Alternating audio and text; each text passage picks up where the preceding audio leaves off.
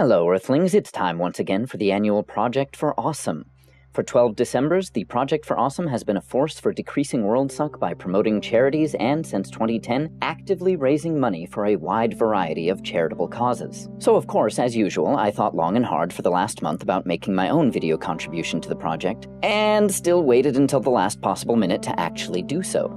If I'm honest, I really waited until after the last minute, instead opting to spend the last minute hanging out with my friend Jess, having Hanukkah latkes, and picking out a Christmas tree with her roommates. Instead of getting stressed over making a last-minute Project for Awesome video, however, I find myself thankful to have taken that time. The experience gave me a good perspective with which to go into promoting my chosen charity, which is, once again, the American Foundation for Suicide Prevention. You see, after years of making videos about it, I wasn't sure how to present the AFSP in a new way this time around. I could give you the facts.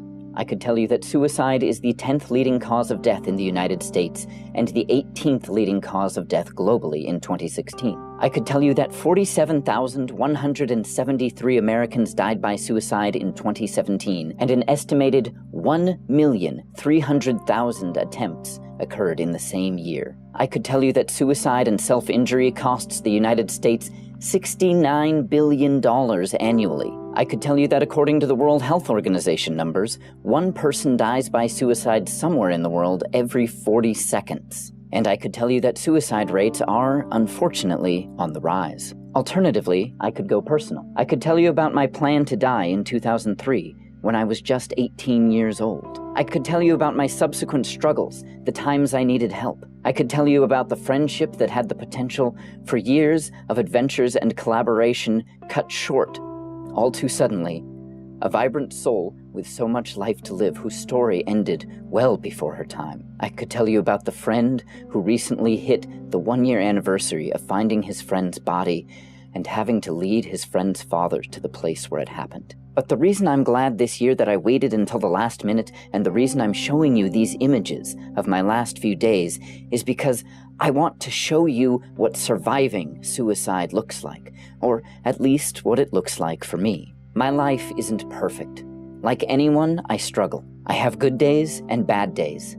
The good days don't magically make the struggles vanish, nor do they completely cure my mind of the things that hold me back. And though people tend to say I'm strong or brave for how I face life, I don't feel strong at all on those bad days. On the bad days, not making a permanent mistake is my victory. On the bad days, I need help remembering that good days even happen. But whether the day is good or bad, I'm still here, and I'm frequently reminded to be grateful for that fact. I could have ended my life before it really got started. I could have done it 1,000 times since, and as time moves by ever more quickly, I'm fast approaching a time in life when I'm statistically at a higher risk. The suicide rate is highest for those in their middle age. But I'm still here, and every day, even a bad one, is a blessing, because even if one day I find myself unable to get out of bed, wishing I could just go back to sleep and never wake up again, never feel that deep internal pain again, the next day may bring latkes,